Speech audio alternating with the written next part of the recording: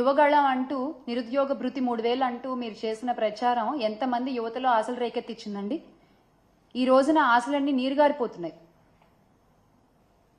అలాగే మహిళా సంక్షేమం గురించి మీరు చెప్పినటువంటి మాటలు అసలు ఒకటి కాదు రెండు కాదు, నిజంగా అంటే ఇన్ని మాటలు చెప్పొచ్చా, ఇంతలా నమ్మించొచ్చా, ఇంతలా షుగర్ కోటింగ్ వర్డ్స్ అంటారు, అలా చెప్పారు మీరు. అసలు నిజంగా ఏం చెప్పారండి? స్వయం సహాయక సంఘాలకు వడ్డీ లేని రుణాలు 3 లక్షల నుండి 10 లక్షల వరకు పెంచుతాము అని చెప్పారు, అది లేదు.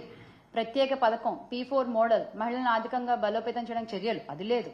అంగన్వాడీ కార్యకర్తలు లేదు. వాలంటీర్లకి న్యాయం చేస్తామన్నారు, అది లేదు. పండగ కానుకలు అన్నారు, పెళ్లి కానుకలు అన్నారు, పండగలు లేవు, పెళ్లిళ్ళు లేవు, ఒకటే పండగ ఒకటే పెళ్లి, ఇచ్చిన హామీలు ఎగ్గొట్టేయడం, అంతే కదా. ప్రజలేమో రోజు రోజుకి అన్యాయం అయిపోతూ ఉన్నారు. మహిళలకు ఇచ్చిన మాటలు గాల్లో కలిసిపోతూ ఉన్నాయి. మీ హామీలకి రెక్కలొచ్చి ఎగిరిపోతూ ఉన్నాయి. మీరు మాత్రం సంపద సృష్టి అని మాట్లాడుతూ ఉండండి. ఇన్నాళ్ళు సంపద సృష్టి అంటే రాష్ట్రానికి ఏమో అనుకుని పొరబడ్డాం మేము. కాదు, సంపద సృష్టి అంటే మీకు అన్న విషయం మాకు మొన్న తెలిసింది.